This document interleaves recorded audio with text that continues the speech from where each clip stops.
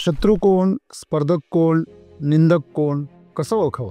ज्याच्यामध्ये जीवनाचं शिखर गाठण्याची इच्छा आहे ते प्रत्येकजण तुमचा स्पर्धक आहे. त्याच्याकडे महत्वाकांक्षा आहे, कामना आहे, वासना आहे, तो प्रत्येकजण तुमचा स्पर्धक आहे. तुमचा जन्म स्पर्धेतून झालेला आहे. तुमचं जीवन तुमचं आहे, ते कसं जगायचं हे तुमच्या हातात आहे. आणि इतरांचं जीवन त्यांचं आहे, त्यांनी कसं जगावं हे त्यांचं स्वातंत्र्य आहे.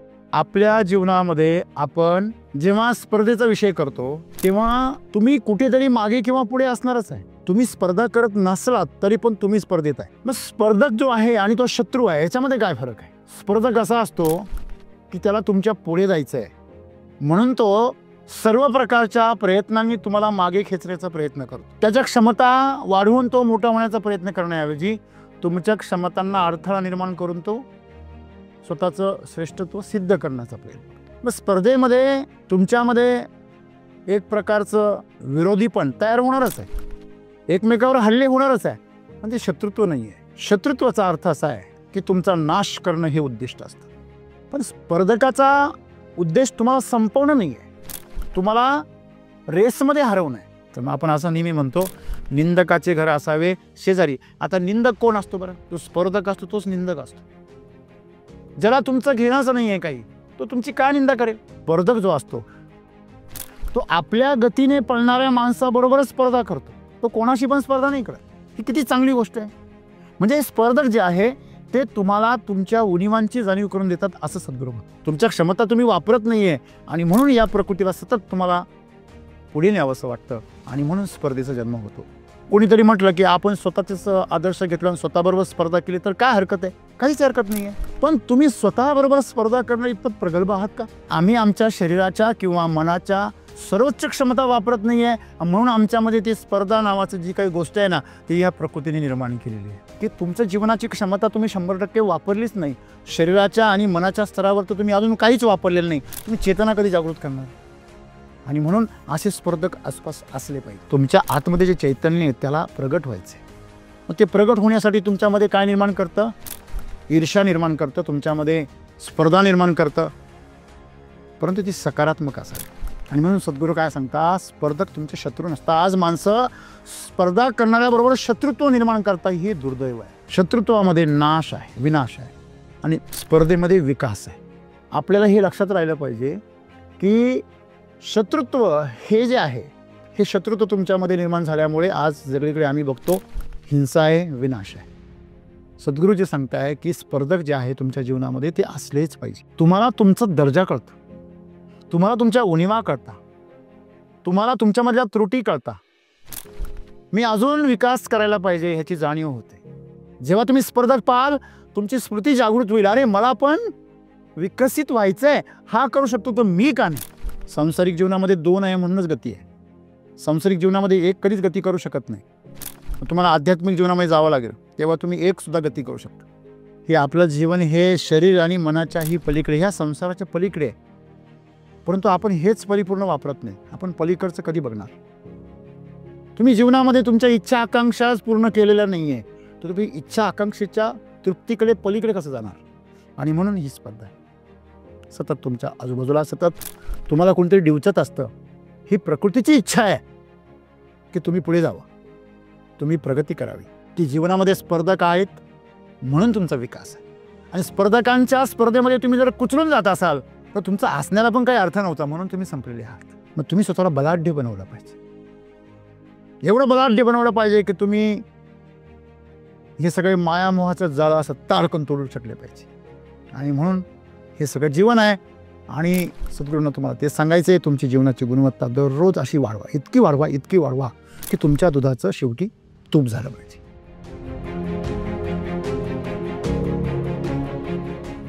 का जे स्पर्धक आहे हे आपले शत्रू आहे का मित्र आहे हे कसं ओळखायचं आता? कारण की बरेच जण आहे जे आपल्यासोबत स्पर्धा करतात आणि त्यांच्या माध्यमातून आपल्याला काहीतरी हानिकारक आपल्या आयुष्यामध्ये घडतं किंवा आपल्याला काहीतरी डिमोशन आपलं होतं. आणि काही बरेच जण असे असतात का जे स्पर्धक असतात पण ते मित्र म्हणून आपल्याला ट्रेन करतात, म्हणजे त्यांच्या माध्यमातून आपल्या आयुष्यामध्ये काय होते, प्रगती घडते. मग कसं काय ओळखायचं तो जो समोरचा जो स्पर्धक आहे तो आपल्या जीवनाला दिशा देतोय का आपल्याला जीवनातूनच कायमचं काढतोय? जय श्री हरी, जय श्री राम, जय श्री राम. सद्गुरूंनी मागे पण आपल्याला सांगितलंय किंवा रामसरांच्या माध्यमातून पण आपल्याला कळलं की स्पर्धा करणं हे चुकीचं आहे किंवा स्पर्धा जी आहे ती स्वतःची असली पाहिजे. इतरांशी स्पर्धा करणं हे कुठेतरी आपण चुकीचं म्हणतो. तर स्पर्धा करणं खरंच गरजेचं आहे किंवा ते बरोबर आहे, योग्य आहे का नाही आणि स्पर्धक आणि निंदक याच्यामध्ये काय फरक आहे? दुसरं महत्त्वाचं म्हणजे की आपल्याला जर स्वतःमध्ये जर डेव्हलपमेंट करायची आहे, ग्रोथ करायची आहे, तर ती स्वतःमध्येच होणार आहे. बाहेर स्पर्धक असो किंवा नसो यांनी फरक पडतो. मित्र हो, प्रश्न खूप व्यापक आहे आणि समजून घेण्याचा कालावधी कमी आहे. शत्रू कोण, स्पर्धक कोण, निंदक कोण, कसं ओळखावं? पहिला प्रश्न. तुम्ही जर समजून घेतलं तर एकदम सरळ आहे. ज्याच्यामध्ये जीवनाचं शिखर गाठण्याची इच्छा आहे ते प्रत्येकजण तुमचा शतस्पर्धक आहे. ज्याला या जीवनामध्ये काहीतरी करायचंय, स्वतःला सिद्ध करायचंय, त्याच्याकडे महत्वाकांक्षा आहे, कामना आहे, वासना आहे, तो प्रत्येकजण तुमचा स्पर्धक आहे. तुमचा जन्म स्पर्धेतून झालेला आहे. जेव्हा करोडो शुक्राणूंच्या स्पर्धेमध्ये तुम्ही 1 नंबर आलात आणि त्या अंडपेशीपर्यंत पोहोचलात तेव्हा तुमचा जन्म झालेला आहे. स्पर्धा तर आहेच, पण तुम्ही स्पर्धा करू नका. इतर लोक, तुम्ही स्पर्धा करणार नाही म्हणजे इतर लोक करणार नाही असं नाही होते. तुम्ही खोटं बोलायचं सोडून दिलं म्हणजे इतर लोक खोटं बोलणार नाही असं नाहीये. तुम्ही अतिशय इमानदारीने जगाल म्हणजे इतर लोक इमानदारीने जगले पाहिजे असा आग्रह चुकीचा आहे. तुमचं जीवन तुमचं आहे, ते कसं जगायचं हे तुमच्या हातात आहे आणि इतरांचं जीवन त्यांचं आहे, त्यांनी कसं जगावं हे त्यांचं स्वातंत्र्य आहे. मग आपल्या जीवनामध्ये आपण जेव्हा स्पर्धेचा विषय करतो तेव्हा तुम्ही कुठेतरी मागे किंवा पुढे असणारच आहे. तुम्ही स्पर्धा करत नसलात तरी पण तुम्ही स्पर्धेत आहे. श्वास घेतो आपण तेव्हा एखाद्या बंद खोलीमध्ये तुम्ही इतरांच्या ऑक्सिजन बरोबर स्पर्धा करताय. तुम्ही जर पुरेसा श्वास नाही घेतला तर ते इतर घेणार आहे. जीवनामध्ये ज्या ज्या संधी आहेत त्या संधींमध्ये स्पर्धा आहेच. मग स्पर्धक जो आहे आणि तो शत्रू आहे याच्यामध्ये काय फरक आहे? स्पर्धक असा असतो की त्याला तुमच्या पुढे जायचं आहे म्हणून तो सर्व प्रकारच्या प्रयत्नांनी तुम्हाला मागे खेचण्याचा प्रयत्न करतो.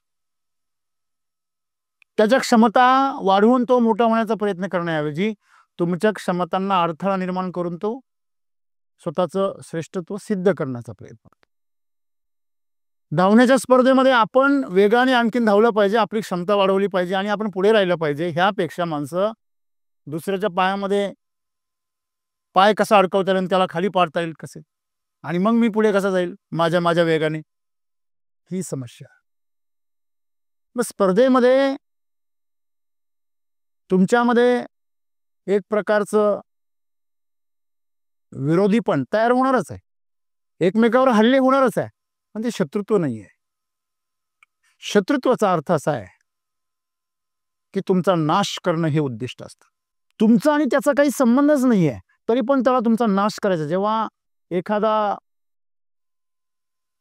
व्हायरस तुमच्याकडे येतो, तुमच्यावर हल्ला करतो, तुमचा शत्रू आहे.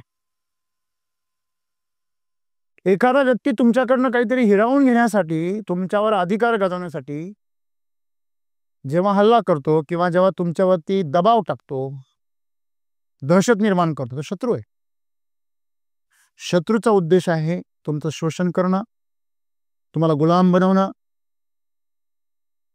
तुम्हाला संपवणं. पण स्पर्धकाचा उद्देश तुम्हाला संपवणं नाही आहे, तुम्हाला रेसमध्ये हरवणं आहे. मग ती पैशाची असेल, ती अभ्यासाची असेल. मला चांगलं आठवतं जेव्हा मी 10वीला होतो तर 8वी आणि 9वी पर्यंत माझं स्कोअर कार्ड असं असायचं की 6 महिन्याला माझा 2 नंबर यायचा आणि वार्षिकला माझा 1 नंबर यायचा. 8वी आणि 9वीच.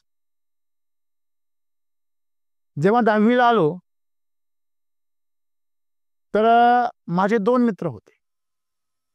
एक मित्र अतिशय क्वालिफाईड घरातला होता, एका अधिकाऱ्याचा मुलगा होता आणि सदन घरातला होता, आणि दुसरा जो मित्र होता तो अतिशय गरीब घरातला होता आणि हे दोघ जण माझ्याबरोबर रेस लावायचे. तो जो सदन घरातला होता त्याची आणि तो जो गरीब घरातला होता दोघांची चांगली गट्टी होती. मी आपला शेती करण्यामध्ये एवढा रमायचो की 6 माहीपर्यंत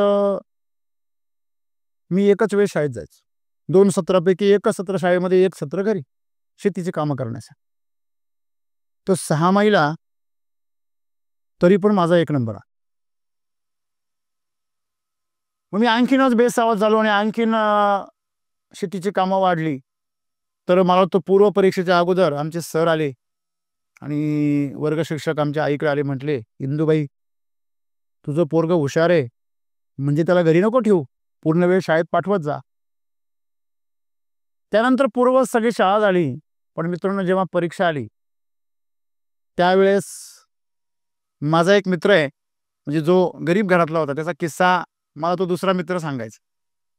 त्याचा मित्र, रात्री आम्ही दोघं जण झोपलो की सोबत झोपायचो. हा रात्रीच उठायचा 1 वाजता. वरून मध्ये आतमध्ये काठी लावायचा, साईडनी गोधडी टाकायचा आणि मध्ये दिवा लावून अभ्यास करायचा. शेजारच्याला कळू नये. मग स्पर्धक कशाला म्हणतात याचं उदाहरण मी तुम्हाला सांगतो. जेव्हा 10वीची परीक्षा आली तर आमच्या गावापासून 9-10 किलोमीटर अंतरावर दुसऱ्या गावामध्ये त्यावेळेस सेंटर असायचे. तालुक्यामध्ये मोजकेच सेंटर असायचे. मग त्या सेंटरवर आम्ही 10वीची परीक्षा द्यायला 8-10 दिवस त्याच गावाला. तर तिथे आमचे काही भाऊबंद असल्यामुळे मी त्यांच्या घरीच होतो. मला असं रूमवर राहणं वगैरे, मला घरगुती जेवण, घरगुती राहणं हेच पहिल्यापासून सवय आहे. मग तिथेच मी माझ्या एका चुलत भावाकडे त्या गावामध्ये राहायचो. त्यांची आई छान स्वयंपाक वगैरे करून द्यायची, घरगुती खायचो आणि सुट्टीच्या वेळेस अभ्यास करायला जायचो. तिथे धरण आहे मोठं, त्या धरणावरती. ह्या दोघांना माहिती होतं की हाच आपला स्पर्धक आहे. मी जेव्हा अभ्यास करायला जायचो ना, तेव्हा हा जो गरीब घरातला मित्र आहे त्याचा चुलत भाऊ होता, जो एकदम साधारण होता, पास होईल की नाही अशी शंका होती. त्याला याने सांगून ठेवलं, तुला मी परीक्षेमध्ये मदत करील, पण मुखेकरला अभ्यास करून द्यायचा नाही. मग ते काय करायचं, मी आपलं गरीब भिडसरू, मी 4 चौघांमध्ये पटकन असं बोलेला, असं पण माझा स्वभाव नाही. तर एखादा जर बोलला, मला टिंगल जरी केली, तर मी गपचूप बसायचो. तर तो काय करायचा, जिथे मी अभ्यास करेल तिथे येऊन मोठमोठ्याने वाचायचा. समजा मी जर गणिताचा अभ्यास करत असेल किंवा मी इंग्रजीचा करत असेल, तर तो काहीतरी वेगळंच वाचायचा, इतर गाणी म्हणायचं. जेवढं मला डिस्टर्ब करता येईल तेवढं त्यांनी डिस्टर्ब करण्याचा प्रयत्न केला. सांगण्याचं तात्पर्य काय, हा स्पर्धक आहे. आम्ही दोघं चांगले मित्र, परंतु आतून स्पर्धक. आणि मग झालं असं की त्याला 528 पडले, मला 527 पडले. त्याच्या मनात उक्त झाला. म्हणजे 8वी 9वीला 2-1 दुसरा आणि पहिला, आणि 10वीला उलट झालं, 6 माहीला पहिला, वार्षिकला दुसरा. सांगण्याचं तात्पर्य असं मित्रांनो की त्यांनी क्लास लावले होते गणिताचे, दोघांनी पण. आता तो गरीब होता, त्याची काय ऐपत नव्हती, परंतु तो जो श्रीमंत होता त्याच्या वडिलांनी ह्याची पण सोय लावून दिली, म्हणून त्यांच्या दोघांची गट्टी झाली. गरीबाचा पोरगा जाऊ दे, आम्ही काय फार श्रीमंत असं नाही, परंतु ठीक आहे, खाऊन पिऊन सुखी होत. तर त्यांनी क्लास लावलेले होते.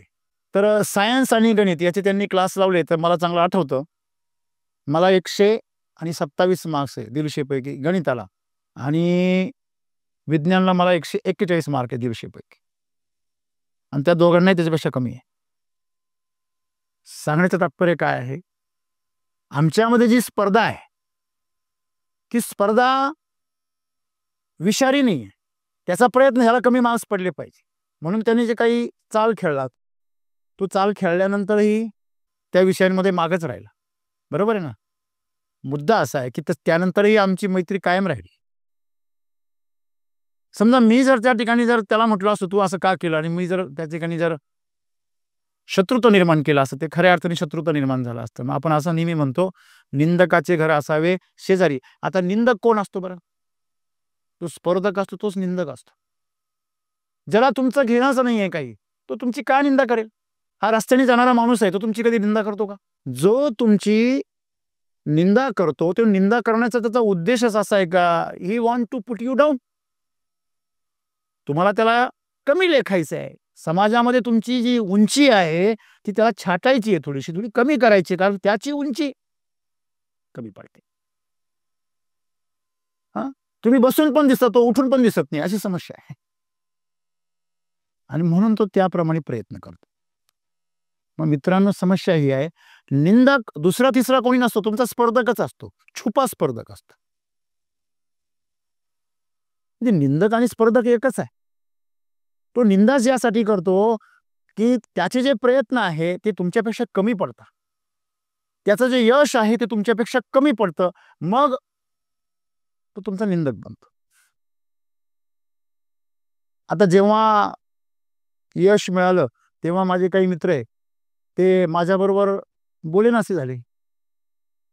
मी जर कधी आमंत्रण दिलं तर कार्यक्रमाला पण नाही यायचे, किंवा त्यांच्या घरी काही कार्यक्रम असला तर आमंत्रण पण नाही द्यायचे. दिले तर असंच पोस्ट वगैरे, जसं आपण जनरल देतो पब्लिकला. मी विचार करायचो काय चुकतं बरं माझं. पण तेव्हा माझ्या लक्षात आलं की सायकोलॉजिकली, म्हणजे मानसिकदृष्ट्या, समजा त्यांनी जर मला मोठेपणा दिला, मला बोलवलं, माझ्याशी बोलले आणि पूर्वीसारखे जे संबंध ठेवले, तर त्यांच्या घरी जेव्हा मी जाईल किंवा ते माझ्या घरी येतील तेव्हा त्यांना त्यांच्या बायकोचे टोमणे ऐकावे लागते. बघा बघा तुमचा मित्र कुठे होता, कुठे पोहोचला तुम्ही. म्हणजे जसे एवढे दिवस मी ऐकत होतो तसे ते ऐकतील आता इथून पुढे. त्याच्यापेक्षा संबंधच नको.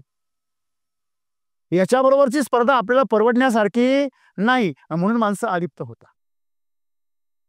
मला सांगा, रस्त्याने ज्यावेळेस एखादी गाडी चालते, मोटरसायकल, त्याच्या मागे काय लागतं? कुत्रं लागतं. ते धावतो धावतो धावतो धावतो धावतो स्पर्धा करतं. त्याला वाटतं हे कुठलं नवीन कुत्रं आलंय, माझ्यापेक्षा वेगाने पळतं. मग ते त्याच्याबरोबर पळतं आणि एका विशिष्ट लिमिट नंतर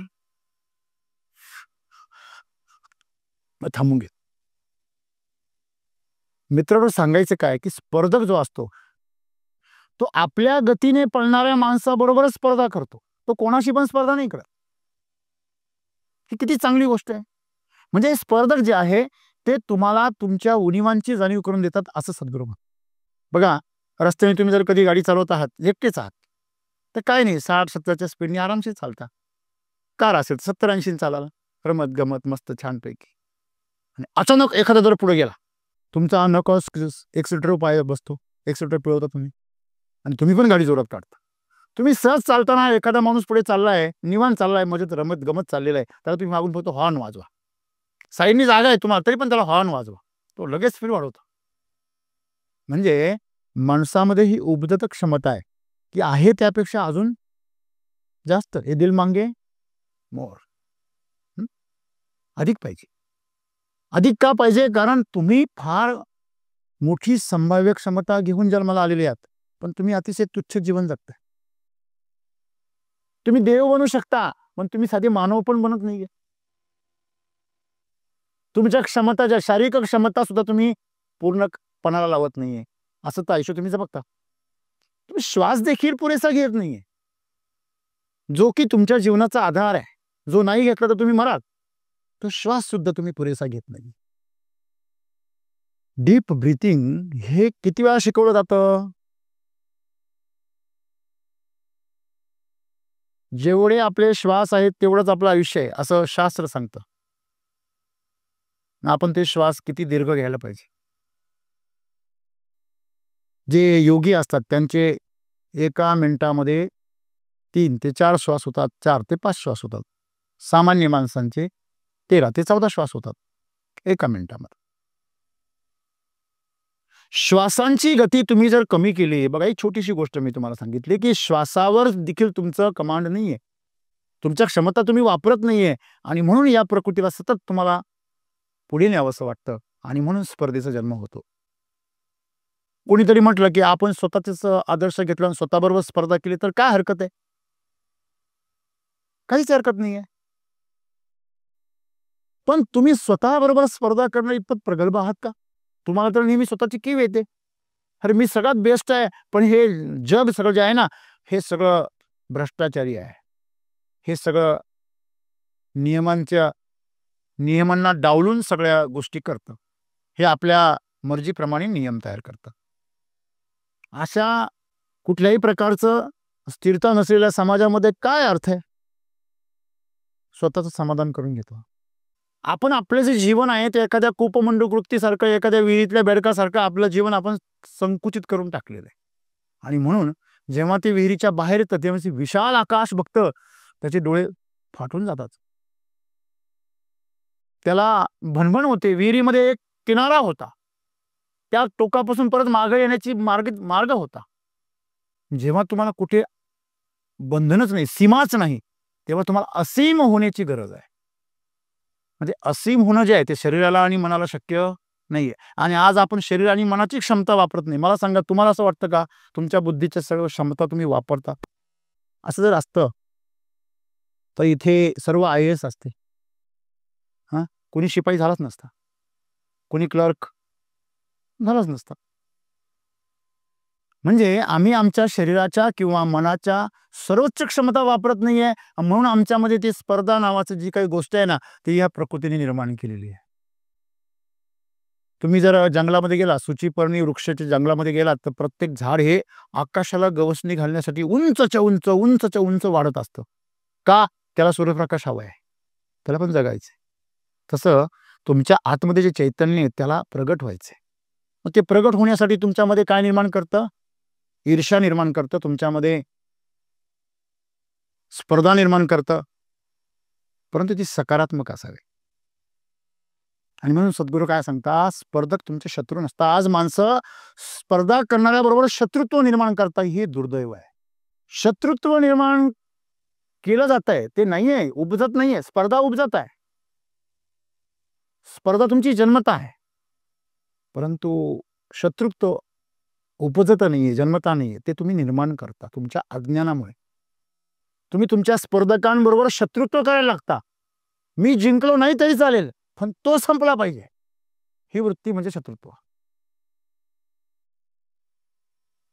मला यश नाही मिळालं तरी चालेल, पण तो अपयशी झाला पाहिजे.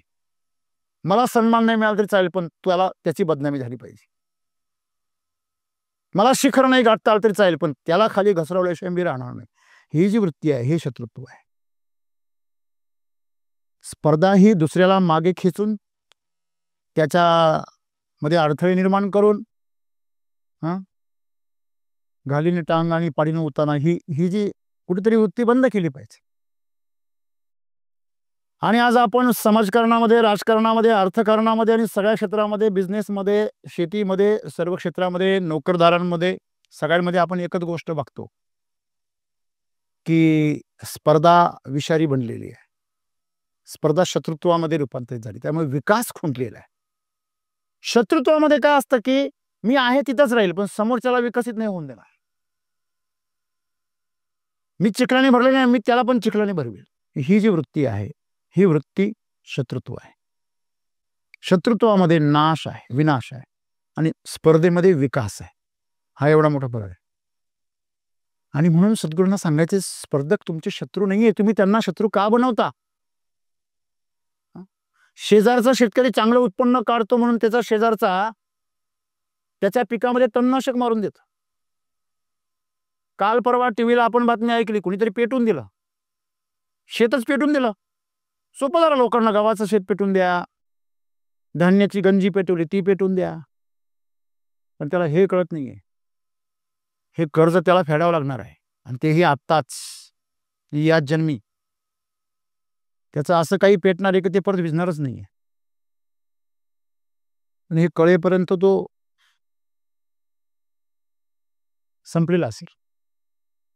आणि म्हणून निसर्ग जो आहे, देव वगैरे सोडून द्याविषयी, निसर्ग बॅलन्स करत असतो. तुम्ही इथं खड्डा करा, तो कुठेतरी टेकडी तयार करतो. इथं खड्ड्यातून उचलेली माती तुम्ही टाकली म्हणजे टेकडीच झाली ना. आणि ते रिकामी राहत नाही, कुठलीच जागा रिकामी राहत नाही, भरून निघते. तर हवा तरी भरेल किंवा पाणी तरी भरेल. म्हणजे आपल्याला हे लक्षात राहिलं पाहिजे की शत्रुत्व हे जे आहे, हे शत्रुत्व तुमच्यामध्ये निर्माण झाल्यामुळे आज सगळीकडे आम्ही बघतो हिंसा आहे, विनाश आहे, संपवणं आहे. ह्या ईश्वराने प्रकृती निर्माण केलेली आहे, आणि मनुष्य याकरता निर्माण केला का त्याचं पालन पोषण करू. विष्णूच्या अवतारामध्ये प्रत्येक नर आहे, भगवान विष्णूचं कार्य काय? पालन पोषण करणं. आणि पालन पोषण करण्यासाठीच मनुष्याचा जन्म आहे. नर नारायण का म्हणतात? नर महादेव का नाही म्हणत? नर ब्रह्मदेव का नाही म्हणत? कारण सकाळच्या वेळी हा ब्रह्ममुहूर्त म्हणजे ब्रह्मदेवाच्या निर्मितीचं कार्य चालू असतं. म्हणजे जे लोक सकाळी लवकर उठतात त्यांच्या जीवनामध्ये काहीतरी नवीन निर्मिती होती. मग ती वैचारिक असेल, आर्थिक असेल, धार्मिक असेल, बौद्धिक असेल, अजून कसली असेल, पण तुमची निर्मिती सकाळी होते ब्रह्ममुहूर्तामध्ये. तुम्ही ब्रह्ममुहूर्तामध्ये नाही उठला तुमची निर्मिती थांबते. मी निर्मितीताई सावंत बद्दल नाही बोलत आहे. निर्मिती म्हणजे काहीतरी सृजन. मग सृजन जे आहे तुमच्याकडे काहीतरी नवीन निर्माण होतं, कला असेल, ज्ञान असेल, कल्पकता असेल, ह्या सगळ्या गोष्टी पहाटे जन्माला येतं. नाही तर उठून पहा तुम्ही. उठून पहा म्हणजे एक दिवस उठून पहा असं नाही. पूर्वीच्या काळी फटफटी म्हणजे मोटरसायकल किक मारून स्टार्ट करावं लागायची. किंवा एक इंजिन असायचं विहिरीवरती, त्याला असं रॉकेलचं इंजिन असायचं, त्याला ते पंप असा फिरवायचा आणि मग ते चालू व्हायचं. त्याचं ते विशिष्ट सायकल जोपर्यंत कंप्लीट होत नाही तोपर्यंत ते मोशनमध्ये येत नव्हतं, गतीमध्ये येत नव्हतं, चालू होत नव्हतं. तसंच आहे, जीवनाची गती देण्यासाठी तुम्हाला विशिष्ट सायकल्स पूर्ण कराव्या लागतील. म्हणजे तुम्ही जर 21 दिवस पहाटे उठलात तुम्हाला ब्रह्ममुहूर्ताचं महत्त्व कळेल. पूर्ण जो दिवस आहे हा पूर्ण दिवस हा विष्णूचा आहे, पालन पोषणाचा आहे. आणि संध्याकाळ जी आहे ती महादेवाची आहे. झोपता तुम्ही तेव्हा सर्व संपून झोपता. हे जग तुमच्यासाठी संपलेलं असतं. तुम्ही या मृत्यूच्या आवेशामध्ये जाता. म्हणजे या मृत्यूच्या आघोषामध्ये ज्यावेळेस तुम्ही जाता तेव्हा तुम्ही या जगापासून पूर्णपणे अलिप्त होता. आणि ह्याकरता अलिप्त केलं की तुम्ही विश्रांती घ्यावी. पण लोक झोपे सुद्धा विश्रांती घेत नाही. त्यांनी एवढ्या फाईल ओपन करून ठेवल्या असतात दिवसभरामध्ये आणि त्या एवढ्या अर्धवट असतात की त्या बंद करता करता रात्रीचे 2 ते 3 वाजतात मेंदूला. एवढे कपडे उस्तारून ठेवले असतात कापड दुकानामध्ये की ते दुकान आवरता आवरता रात्रीचे 3 वाजता. दुसऱ्या दिवशी दुकान चालू कधी करायचं? मग हे दुकान सकाळी 8 वाजता उठतं. 8 वाजता उठलं तरी असा जांभळा येतो. रात्रीचे कपडे लवकर आवरलेले नाही ना. म्हणजे मेंदूतले फोल्डर्स तुमचे अशा प्रकारे आहे. आणि म्हणून सद्गुरू काय सांगता की तुमच्या जीवनाची क्षमता तुम्ही 100% वापरलीच नाही. शरीराच्या आणि मनाच्या स्तरावर तर तुम्ही अजून काहीच वापरलेलं नाही. तुम्ही चेतना कधी जागृत करणार?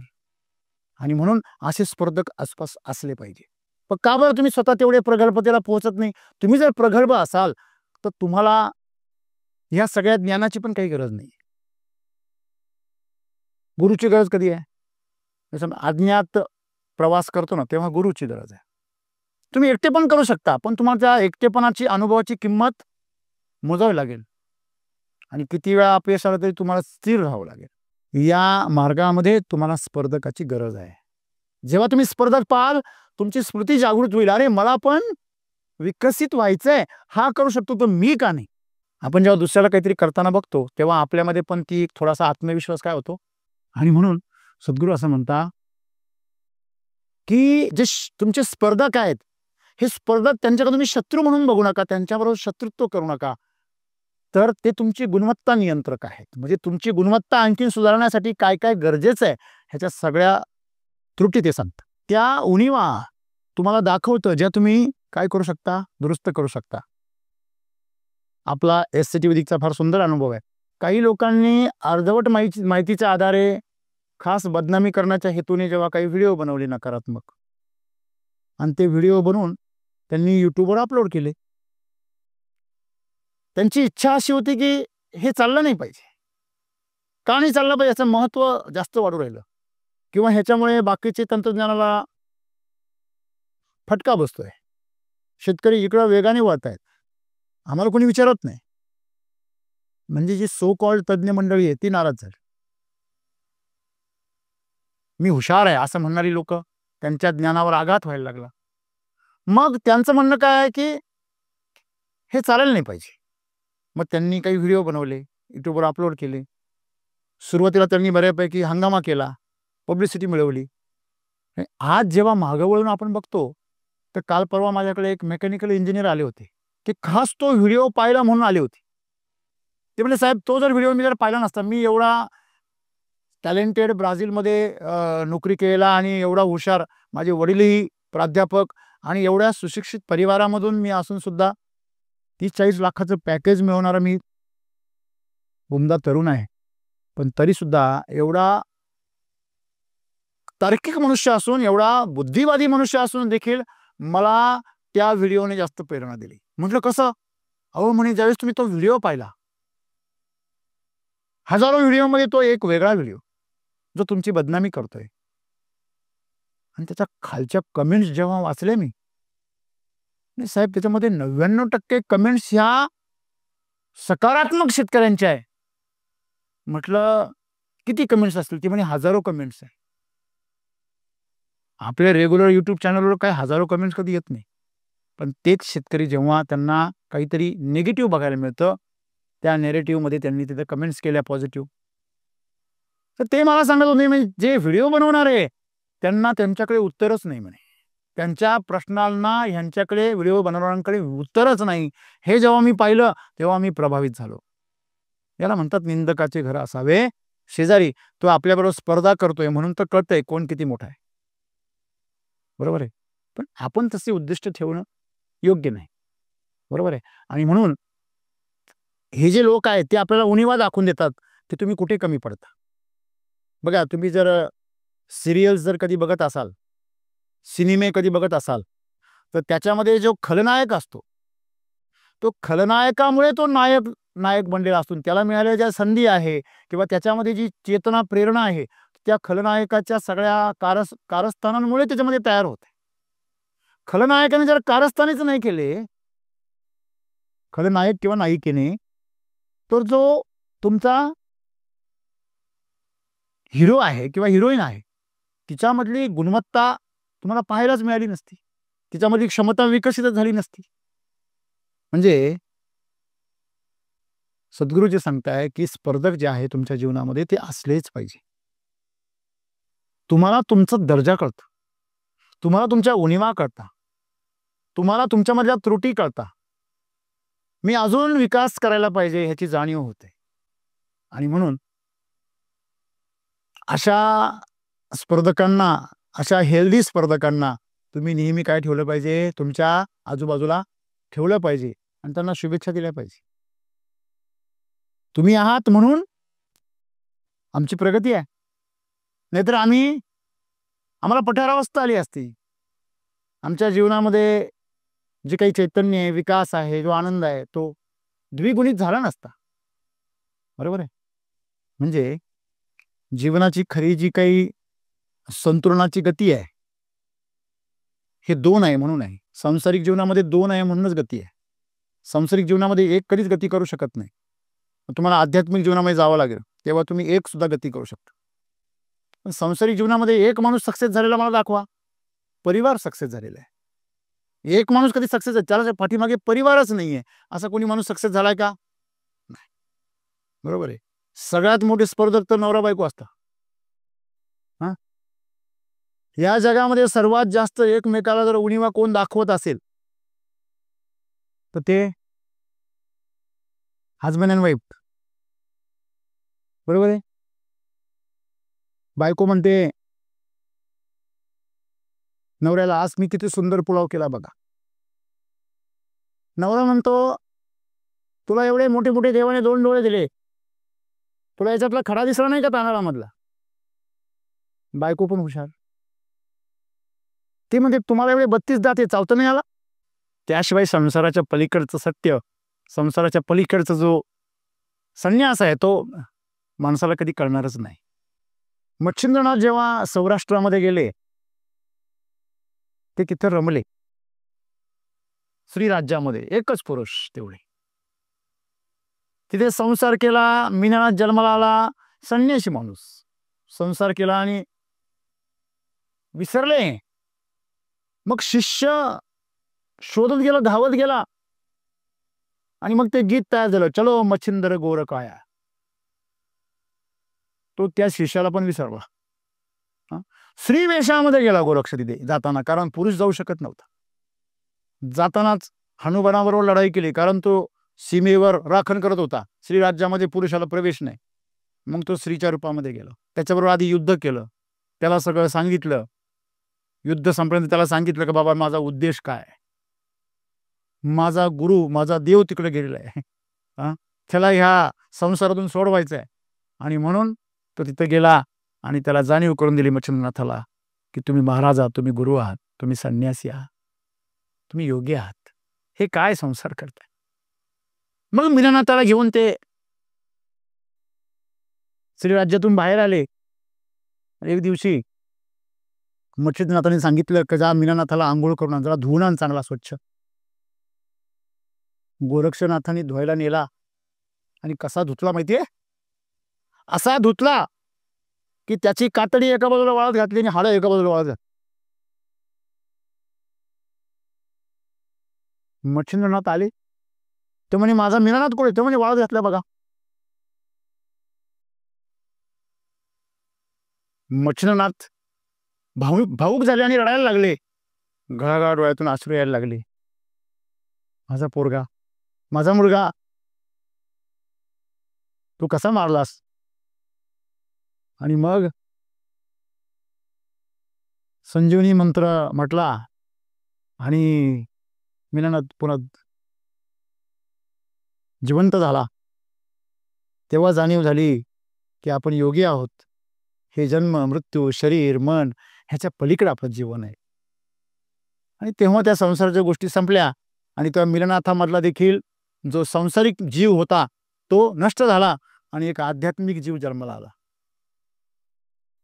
सांगायचं तात्पर्य मित्रांनो, हे आपलं जीवन हे शरीर आणि मनाच्याही पलीकडे, ह्या संसाराच्या पलीकडे, परंतु आपण हेच परिपूर्ण वापरत नाही. आपण पलीकडचं कधी बघणार. तुम्ही जीवनामध्ये तुमच्या इच्छा आकांक्षाच पूर्ण केलेल्या नाहीये, तर तुम्ही इच्छा आकांक्षेच्या तृप्तीकडे पलीकडे कसं जाणार. आणि म्हणून ही स्पर्धा सतत तुमच्या आजूबाजूला, सतत तुम्हाला कोणतरी डिवचत असतं. ही प्रकृतीची इच्छा आहे की तुम्ही पुढे जावं, तुम्ही प्रगती करावी. तुम्ही जन्मोजन्मी अनेक जन्म घेतले तरी तुमच्यामध्ये जागा बदलत नाही. तुम्ही तीच गाडी, तीच माडीन, तीच साडीन, तिथंच गोलगोल. पुढे काहीतरी शिका, पलीकडे काहीतरी आहे ते शोधा. तो आनंद आहे, ती तृप्ती आहे. आणि म्हणून सद्गुरूंना सांगायचं आहे की मित्रांनो, आपल्या आजूबाजूला स्पर्धक असतील तर त्यांचे आभार माना. अरे बाबांना, तुमच्या जीवनातला अमूल्य वेळ काढून तुम्ही आमची निंदा करता, आमच्या उणिवा दाखवता. काय सोपी गोष्ट आहे का? वेळ काढायचा, व्हिडिओ बनवायचा, तो अपलोड करायचा, सोपं असतं का नाही? स्वतःचा अभ्यास सोडून माझ्याजवळ येऊन मोठमोठ्याने ओरडायचं एवढं सोपं आहे का? समजा मी चिडलो आणि दिलं लुटून, मग धरून होत होती. सांगायचं तात्पर्य असं मित्रांनो की जीवनामध्ये स्पर्धक आहेत म्हणून तुमचा विकास आहे. आणि स्पर्धकांच्या स्पर्धेमध्ये तुम्ही जर कुचलून जात असाल तर तुमचा हसण्याला पण काही अर्थ नव्हता, म्हणून तुम्ही संपलेले आहात. ही प्रकृती असं सांगते, स्ट्रॉंगेस्ट विल सर्वाईव्ह. जंगलामधले सर्वात कमजोर आणि सर्वात जखमी प्राण्याची पहिली शिकार होती, लक्षात ठेवा. प्रकृतीला कशी पाहिजे? सर्व बलाढ्य पाहिजे. मग तुम्ही स्वतःला बलाढ्य बनवलं पाहिजे. एवढं बलाढ्य बनवलं पाहिजे की तुम्ही हे सगळे मायामोहाचं जाळं असं ताडकन तोडू शकले पाहिजे. आणि म्हणून हे सगळं जीवन आहे. आणि सद्गुरूंना तुम्हाला ते सांगायचं आहे, तुमची जीवनाची गुणवत्ता दररोज अशी वाढवा, इतकी वाढवा, इतकी वाढवा की तुमच्या दुधाचं शेवटी तूप झालं पाहिजे. धन्यवाद.